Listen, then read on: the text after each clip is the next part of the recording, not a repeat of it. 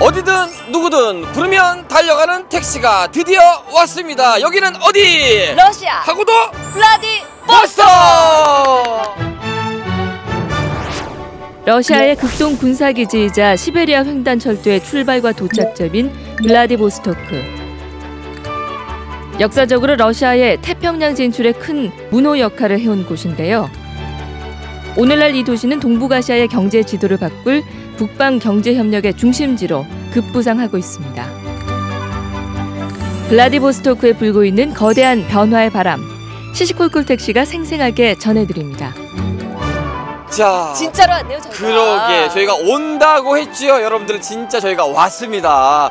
북방 경제 협력의 현장 바로 블라디보스토크, 그리고 독수리 전망대에 저희가 올라와 있는데 블라디보스토크이 한눈에 보이는 곳이 이곳이에요. 그지요? 네, 진짜 멋져요. 날씨마저 오늘 따뜻하고 깨끗해서 맞습니다. 우리가 정말 오늘 복받은 프로그램이구나 라는 생각이 드는데, 러시아에 대한 첫인상 어때요? 뭔가 러시아 굉장히 낯설기도 하지만 뭔가 설레이는 기분이 들고, 지금 바람이 살짝 불고 있잖아요. 왠지 우리가 포항에서 느끼던 그 바람과는 조금 다른 시베리아의 향기 확 느껴지네요. 그래서 저는 좀 걱정을 했어요. 찬바람이 세게 불지 않을까 걱정을 했는데, 이게 남북이 뭔가 평화무대여서 그런가요? 북방 경제에 훈풍이 불어서 그런지 왠지 좀 따뜻하다는 느낌을, 첫인상을 가져봅니다. 근데 사실 우리가 둘이서 해결할 수 있는 거는 안 돼. 아무것도 없어. 사실 우리가 없거든. 러시아 까만 눈이잖아요. 우리가 뭐 옷이나 맞춰 입을 줄 알지 뭐 사실 없거든요. 그래서 저희가 특별히 모신 분이 있죠. 한국해양수산개발원의 이성우 본부장님 오늘 모셨습니다. 어서 오세요.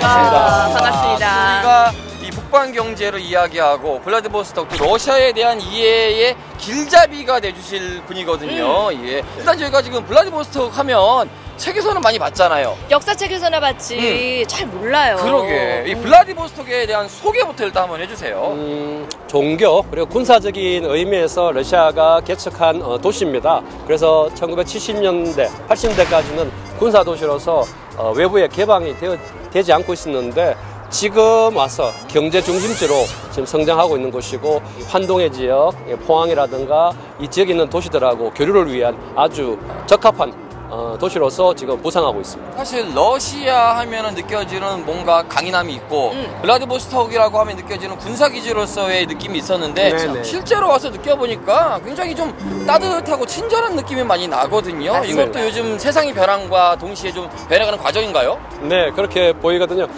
제가 처음에 왔을 때는 회색 빛깔의 군사도시 같은 느낌이 많이 났습니다. 그런데 한 3, 4년, 그리고 요 근래 와서는 도시 색깔이 바뀌고 있어요. 뭐 기후가 바뀌는 게 아니라 도시 색깔이 바뀌고 있고, 또 오시는 관광객들이 이제 한국 분들, 또 일본 분들이 많이 오시다 보니까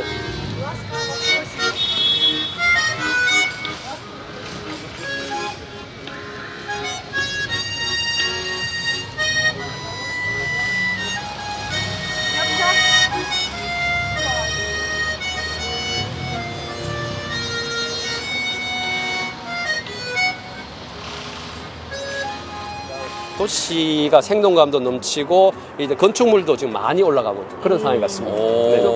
여기 어떻게 느낌이 괜찮죠?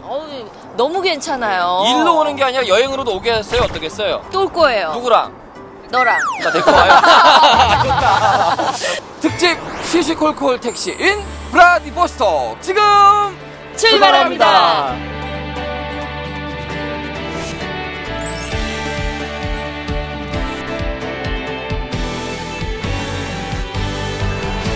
러시아와 중국, 몽골과 중앙아시아 국가들을 아우르는 북방 지역은 세계 인구의 65%, 에너지 자원의 75%를 차지하는 그야말로 거대한 미래 시장입니다. 특히 한반도에 꽃 피고 있는 평화 모드를 타고 이 북방 경제 협력은 시대의 화두로 떠올랐는데요. 동해안 유일의 컨테이너 항인 영일만 항을 보유한 도시이자 제1차 한러 지방협력 포럼의 개최지인 포항은 이제 북방교역의 거점 도시로 새로운 비상을 꿈꿀 때입니다. 그리하여 준비한 대기획, 시시콜콜 택시 러시아에 가다. 그 특별한 여정을 시작합니다.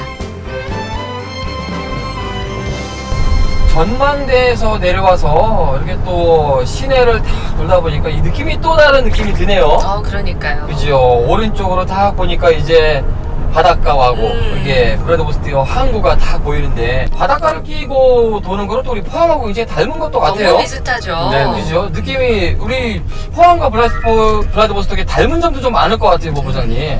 네, 뭐 첫 번째는 이 동해랑 바다를 같이 공유를 하고 있는 거고요. 그렇죠. 네네. 두 번째는 이제 항만이 있다는 거. 네.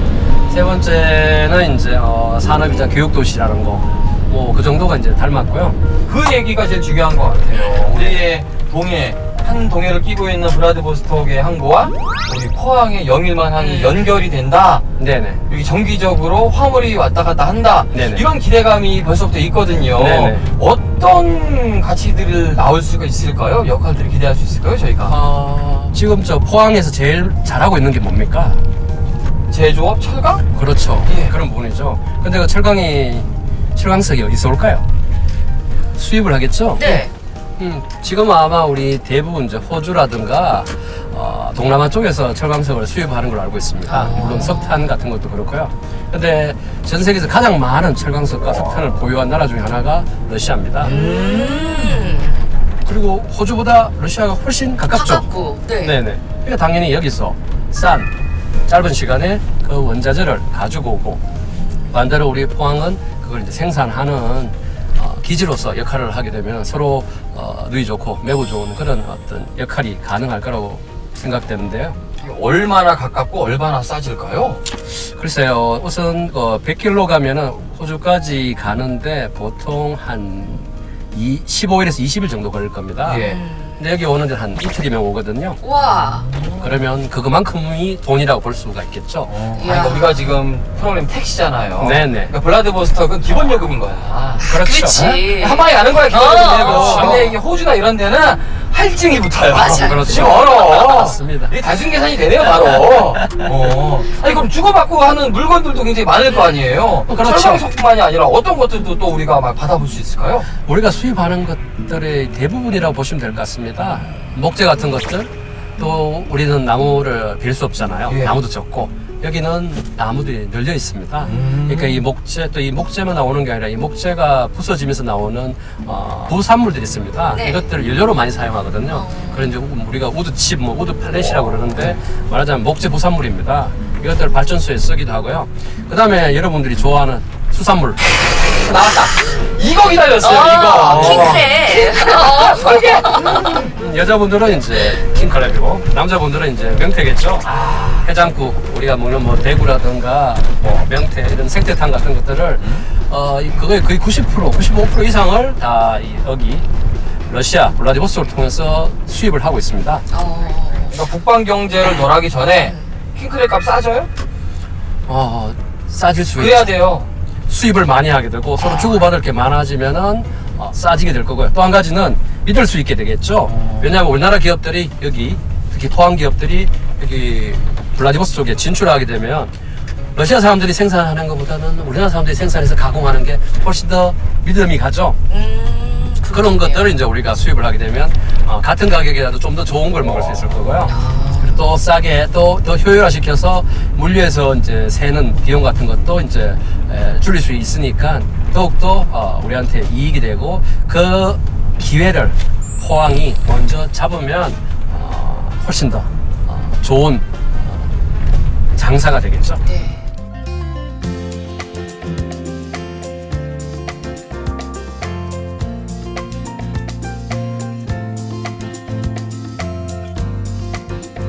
자, 우리가 러시아 하면은 또 생각나는 것 중에 하나가 시베리아 횡단철도를 빼놓을 수가 없잖아요. 어마어마하더라고요. 그러니까 또 이게 블라디보스토크에서 출발을 하는 그렇죠. 열차인데 이 열차가 규모가 어느 정도 되죠? 길이는 엄청나죠. 예. 블라디보스토크와 모스크바를 잇는 시베리아 횡단철도. 총 길이는 무려 9,288km. Владивосток – это очень крупный, особенно по российским меркам, транспортный и логистический центр. Мы говорим, что именно во Владивостоке начинается самая длинная в мире Транссибирская железнодорожная магистраль. 왜 러시아 사람들은 그러게요. 왜 철도를 이렇게 길게 지었대요? 바다로 나갈 길이 없지 않습니까? 그래서 사실 이 철도는 러시아의 어떤 뭐라 하죠? 방어를 위한 어떤 수단이라고 보면 될 것 같고요. 그래서 어떤 방어요?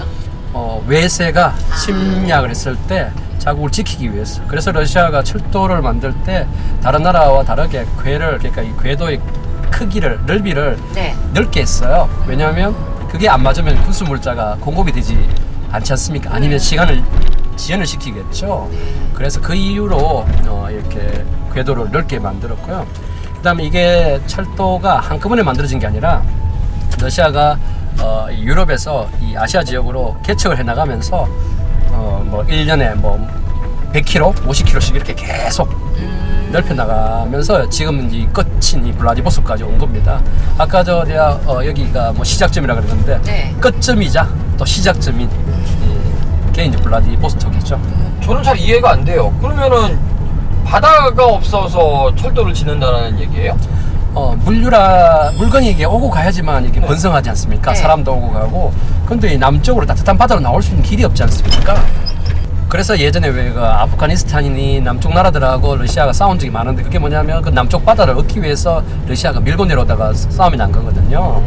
그러니까 이제 러시아는 바다가 유럽 쪽으로는 그 상트페테르부르크 그리고 이거 아시아 쪽으로는 이제 블라디보스토크 뭐 몇 개 더 있습니다만 이쪽밖에 없으니까 이 이제 철도를 양쪽으로 연결해서 이 바다로 나가고자 한 건데, 근데 또 생각해 봐야 될 게 뭐냐면 이 바다가 또 너무 많이 열려 있으면은 침공을 받지 않아요. 그래서 2차 대전 때 러시아가 유럽에서는 독일하고 싸웠고 그리고 여기 아시아에서는 일본하고 싸웠지 않습니까? 네. 그러니까 이 군대가 양쪽으로 나와서 싸움을 하니 그것도 너무 힘든 거죠. 그러니까 이제 철도 중심의 시스템, 그러니까 물류체계 운용이 진행이 되어 왔죠. 그런데 이제는 그런 전쟁, 싸움보다는 돈 버는 데 더 중요하다 보니까 철도보다는 이 항만이 연결돼야지만 더 중요하게 되어서, 그래서 블라디보스토크를 과거에 군사도시로 생각하다가 지금은 바꾸어가지고 경제도시로 바꾸고 있는 거죠. 동방을 다스린다는 뜻의 블라디보스토크. 러시아의 미래와 번영을 아시아 태평양 지역에서 찾고자 하는 푸틴 대통령의 신동방 정책으로 이곳의 산업 생산률과 투자 증가율은 이미 러시아 전국 평균을 넘어섰습니다. 철로도 철로지만 사실 핵심은 또 항만 아니겠습니까? 네. 이 항만의 중요성은 뭐 더할 나위가 없죠. 철도 이야기를 했습니다만 결국은 철도는 이제 군사 목적이나 어떤 연결의 목적이었는데, 이제 러시아가 경제적으로 좀 활성화시키기 위해서는 결국은 바다에 있는 여러 나라들하고 연결이 돼야 되지 않습니까? 특히 이 아시아 같은 경우에 한국이나 중국 또 일본, 특히 한국하고 일본은 배로밖에 연결이 되지 않지 않습니까? 네. 그리고 또 미국까지 연결되려면 또 배가 있어야 될 거고요. 그러니까 이 항만의 중요성이 대두되는 거고, 그러다 보니까 항만하고 철도가 이제 상호 보완 관계입니다. 그리고 항만으로 배가 들어와서 물건이 오더라도 이게 러시아 내륙으로 들어가려면 결국 철도를 이용할 수밖에 없지 않습니까? 그렇겠죠. 그렇게 돼야 되고요. 지금 저희들이 북극항로라고 이야기하는데 이 북극항로는 이용하는데 아직 시간이 좀 걸리거든요. 네. 그러니까 배로 북쪽으로 돌아가는 그거가 이제 실현되기 이전에 이 철도의 역할이 중요하고, 또 이 철도는 또 이 항만과 연결해서 중간에도 가야 되고요. 그런데 이미 러시아는 철도에 대해서는 상당한 부분 이제 어떤 시설도 갖춰져 있고 만들어져 있는데, 이제 항만은 이제 시작 단계라고 이제 보시면 될 것 같고, 그래서 러시아가 이 극동적인 항만, 특히 이 블라디보스토크의 항만에 대한 개발에 신경을 쓰고 있고, 추가적으로 이 항만 개발뿐만 아니라 이 환동의 지역과 연결시키기 위한 다른 항만들과 연결시키기 위한 노력을 지금 많이 하고 있는 게 지금 현재 상황입니다. 우리의 숙제만이 아니라 이거는 항만 쪽은 러시아의 숙제이기도 하겠네요. 예, 러시아의 오히려 더 큰 숙제인 것 같아요. 맞습니다. 그러니까 지금 철도가 기존의 역할을 했습니다만 이 철도가 더 살기 위해서는 항만이 필요하고요. 또 항만이 이제 바다로 나가는, 세계로 나가는 이제 역할을 해주고 있는데, 이 또 항만이 제대로 기능을 하려면 이 철도가 또 받쳐줘야 하는 이런 서로 불가분의 관계입니다. 그래서 저희들이 뭐 이렇게 시베리아 철도 막 이야기하는데 철도면 다 끝나는구나, 그게 아니라 오히려 러시아 입장에서는 항만이 더 중요하고, 그리고 이거를 서로 연결해서 상호 이익을 낼 수 있는 방안을 고민을 하고 있는 게 지금 러시아의 지금 입장이고요. 그래서 러시아가 항만에 대한 투자를 많이 요구를 하고 있고, 저거를 좀 더 효과적으로 쓸 수 있는 방안들 지금 고민을 하고 있는 거죠. Правительство Российской Федерации и лично президент Владимир Владимирович Путин уделяет большое внимание развитию Владивостока, и была поставлена задача превратить Владивосток в современный крупный международный центр сотрудничества, в Тихоокеанские ворота России для всего Азиатско-Тихоокеанского региона. Но самое интересное, что она начинается в той же точке, вот географически это центр города, где у нас расположен морской вокзал и где начинается крупнейший порт в Владивостоке.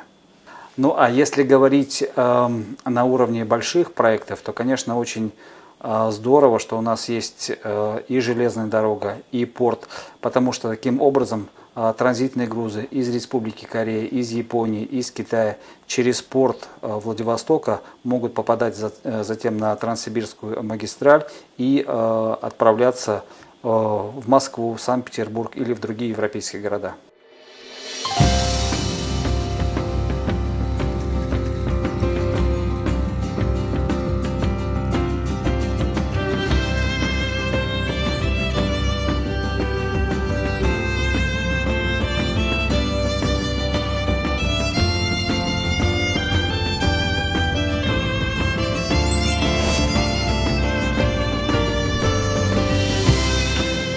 여기가 바로 우리가 얘기를 나누던 블라디보스토크의 여객선 터미널이잖아요. 네네. 아, 좋다. 야, 눈으로 보니까 더 좋네요. 그러게. 야. 지금 여기로 이제 많은 페리들이 들어오고 이제 그 화물선들도 들어오고 네네. 그러는 거죠. 네네. 앞에서 이야기했던 것처럼 이제 여기 역하고 항만이 서로 연결되어서 이제 말하자면 부가가치라든가 어떤 중심지 역할을 하고 있는 뭐 그런 곳이라고 생각하시면 됩니다. 이곳에선 심상치 않은 변화를 느낄 수 있는데요. 바로 군사도시에서 이제는 관광도시로 거듭난 블라디보스토크의 모습입니다. 특히 한국인 관광객이 급증하면서 2017년 기준 연해주를 방문한 우리 국민은 10만 명에 달할 정도입니다. Что касается паромов, у нас действует одна регулярная линия, которая соединяет Владивосток и южнокорейский город и порт Данхэ, и далее идет в Японию, в Сакайминато. Значит, в прошлом году мы приняли 14 заходов круизных лайнеров, в 2016 6, ну и на следующий год мы планируем уже где-то 15, может быть даже больше заходов к нам. 포항에서도 지금 크루즈 사업을 아주 역점 사업으로 추진을 하고 있거든요. 근데 뭐 크루즈를 우리만 개발을 하려는 게 아니라 사실 부산 같은 데도 있고 좀 경쟁하는 데가 많이 있긴 있어요. 그렇죠. 근데 우리가 이제 일본 서해안 쪽하고 또 블라디보스토크하고 이렇게 연결을 하면 참 좋을 것 같은데 포항에서 크루즈 산업을 이렇게 좀 개발을 함에 있어서 어떤 점을 신경을 쓰면 우리가 좀 더 선도할 수 있을까요? 처음은 크루즈 선박이 붙을 수 있는 이제 선석을 좀 확보하는 게 첫 번째일 거고요. 두 번째는 이제 크루즈라는 게 관광이지 않습니까? 그러면 이제 포항에 왜 가야 되는지에 대한 이유가 있어야 되죠. 제가 생각하기에는 포항 같은 경우에는 배후에 이 경주라는 아주 중요한 관광 자원을 가지고 있잖아요. 네. 그러면 이제 포항이 이제 살기 위해서, 크루즈로 살기 위해서는 이 경주랑 어떻게 연계시키는가도, 그러니까 바다만 신경 쓸 게 아니라 내륙하고 연계시키는 것도 고민을 해야 될 것 같고, 그 다음에는 이제 항만이 만들어지고 배후에 이제 관광시설까지 만들어지면 이제 배후의 바깥에 항만 건너편에 있는 다른 지역의 관광시설하고 어떻게 연결시킬까를 이제 고민을 해야 되겠죠. 그거는 이제 결국 이제 크루즈 항로를 많이 만들고, 또 제 생각에는 크루즈가 선박이 크다고만 다 되는 게 아니라 포항에 맞는 사이즈, 그러니까 그 크기를 정확하게 수요 추정해서 만들어서 또 가야 할 곳이 또 누가 어디를 가고 싶어 하는지 또 알아야 되겠죠.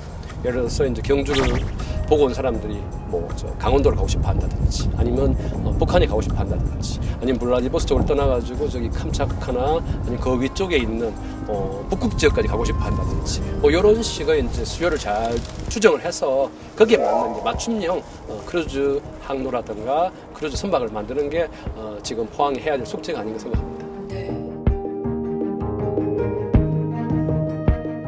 Для того, чтобы объяснять им возможные маршруты, в которые может быть включен город и порт Пухан, То есть маршруты, где он может быть как транзитным портом, так и портом начала или окончания круизов. Потому что в любом случае решение о том, куда заходить, оно зависит от руководства круизных компаний. Поэтому чем раньше начнут выстраиваться такие диалоги, вот, тем раньше порт Пухан увидит рост заходов круизных судов к себе.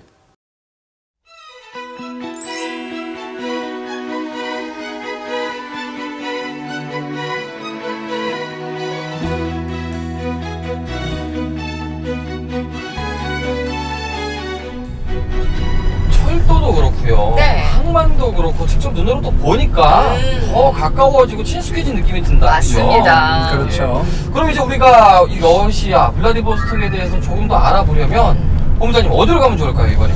현대 블라디보스톡의 어떤 상징이라고 하면 저 루스키 섬이라는 데가 있습니다. 루스키 섬이요? 예. 거기가 에이펙 그 회담도 그러니까 2012년도에 개최된 에이펙 회담도 했던 곳이고 또 새로운 시설들이 많이 개발되어 있고 거기에 이제 극동연방대라고 말하자면 이제 이 극동지에 가장 큰 대학이 있는 곳입니다. 그래서 그쪽에 가보면 이제 오늘의 러시아의 모습을 볼 수 있지 않을까 합니다. 에이펙 말씀을 하셨잖아요. 맞다. 네. 에이펙이 그게 진짜 세계적인 행사인데. 네, 전 세계 정상들이 오는 거죠. 예. 루스키 섬에서 열렸다고요? 루스키 섬에 뭐가 특별한 게 있어서 거기서 열렸을까요?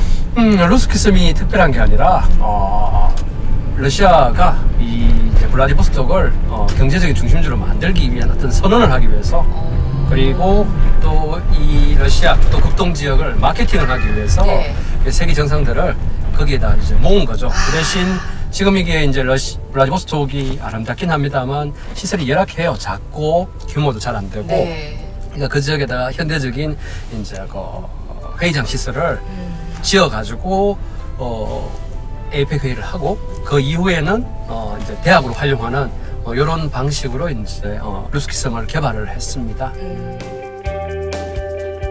블라디보스토크 자유항을 가로질러 가는 작은 섬. 러시아 해군 기지가 있는 루스키 섬인데요. 2012년 에이펙 개최지이자 올해로 4회째를 열린 동방경제포럼의 장소이기도 합니다.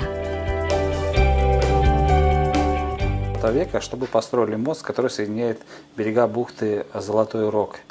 Построили этот мост, построили мост на остров Русский, мост низководный, новый аэропорт, новые дороги, были реконструированы гостиницы, объекты инфраструктуры. И на острове Русском был построен, наверное, самый современный в России на данный момент Дальневосточный федеральный университет.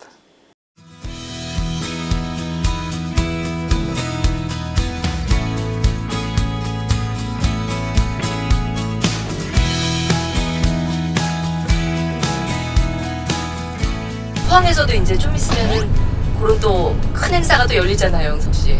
한러 지방협력 포럼이라고 지금 포항에서도 지금 큰 행사를 준비 중에 있는데 이것도 여기서 이제 에이펙 효과가 났던 것처럼 그런 효과를 포항에 줄 수 있을까요?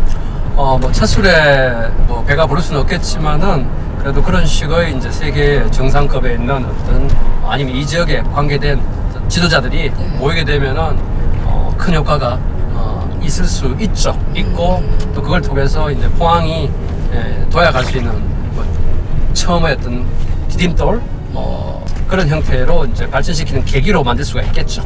네. 지방 포럼 전에 또 포럼이 있었잖아요. 한러 포럼들이 참여를 하셨다고 들었습니다. 네, 동방경제 포럼에 제가 참석을 했었는데요. 동방경제 포럼은 이제 그 에이펙을 하고 나면 일회성이 끝이지 않습니까?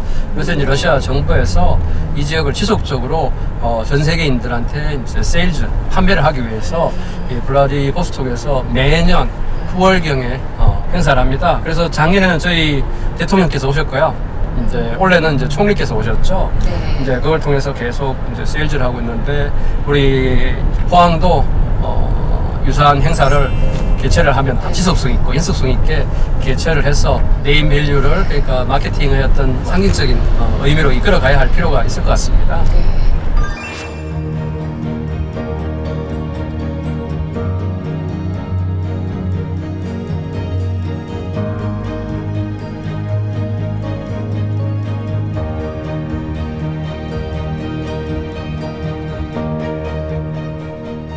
지금 서반으로 들어오면서 건물들이 옆에 쭉 보이거든요. 네. 여기는 지금 다 대학 거죠? 연방대학입니다.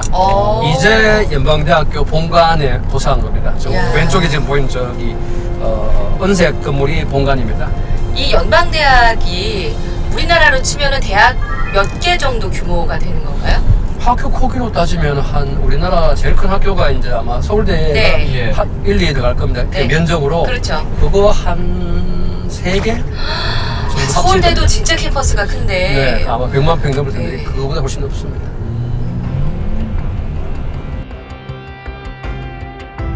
2010년 러시아 극동 국립대학교를 중심으로 주변 대학교들이 합쳐져 탄생한 극동 연방대학교.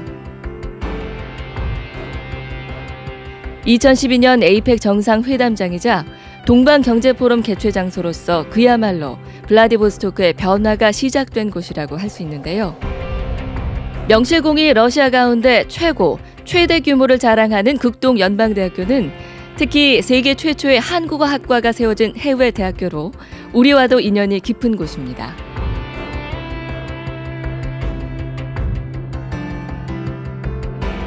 멋있는 바다, 야. 멋있는 다리를 두 뚫고 왔더니 네. 이렇게 으리으리한 건물들이 많아요. 여기가 그러면 대학이라 하는데 어떤 것들이에요? 여기가 러시아 특히 블라디보스톡에 있던 대학들을 모아서 하나로 종합을 한 연방대학입니다. 에이펙 그러니까 2012년에 만들어진 대학인데 여기에서 에이펙 회의 그리고 매년 열리는 동방경제포럼이 열리고 있는 곳이죠. 현대의 블라디보스톡을 상징해주는 곳이자 교육과 지식 그리고 뭐 기술의 요람이라고 할 수 있죠. 지금 포항의 네. 포스텍과 같은 역할을 해주고 있는 곳이죠. 사실 11월에 우리가 한러 지방협력 포럼을 준비하고 있잖아요. 그 후의 모습이 어떻게 변할까 궁금해하시는 분들도 많은데 이것도 그러면 에이펙 이후에 굉장히 많은 변화가 있었을 것 같아요. 어떤 변화가 있던 거예요, 이루스키 섬은? 우선 이 루스키 섬 자체가 원래 산림이었습니다.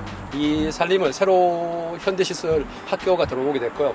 아마 2만 명 이상의 학생들이 또 교직원들이 여기서 연구도 하고 공부도 하고 있는 상태고 여기서 만들어진 지식들을 통해서 지금 이 블라디보스톡, 연해주 또 러시아 극동 지역이 살아갈 길을 지금 모색을 하고 있는 거죠. 이야, 그렇군요. 여기서 그러니까 그 유명한 에이펙이 열렸었고 네. 해마다 이제 우리 본부장님께서도 참석을 하셨던 네, 동방경제포럼도 어디서 열립니까 도대체? 지금 요 바로 뒤에 있는 네. 이 건물, 이 본관 건물입니다. 예. 아마 A, B, C라고 있을 텐데 여기가 이제 메인 센터고요. 그 주변에 있는 시설들을 다 활용해서 이 학교 전체에서 행사를 하고 있습니다. 아마 요 바다로 나가게 되면은 그 바다 해변에는 또 이 살고 있는 원주민들 마을들을 만들어 가지고 또 공연도 하고 이 지역을 세계인들한테 소개시켜주고 있죠. 여기 와가지고 이렇게 설명을 들으면서 직접 보니까 그 11월 이후에 포항의 모습이 조금 그려지는 것 같기도 하고 더 기대가 됩니다. 그러게요. 네. 기대만큼이다. 네. 포럼 이후에 정말 러시아와 함께 쭉쭉 뻗어나가는 포항의 그림들 벌써부터 그려지는 것 같습니다. 네. Хотел бы, чтобы для горожан города Пухан он принес большие плоды и результаты в ближайшем будущем. Уважаемые участники форума, уважаемые жители города Пухан, я желаю успешного проведения форума в городе Пухан, претворения в жизнь всех намеченных планов. Встретимся в Пухане. 시시콜 꿀택시는 다음 주에도 러시아에서 계속됩니다. 여러분 기대해주세요.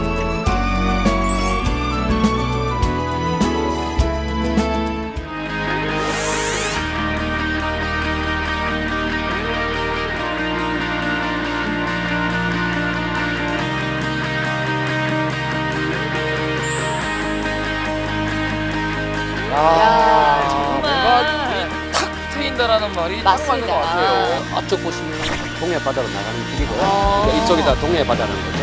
먼저 산 너머가 북한 땅이고요.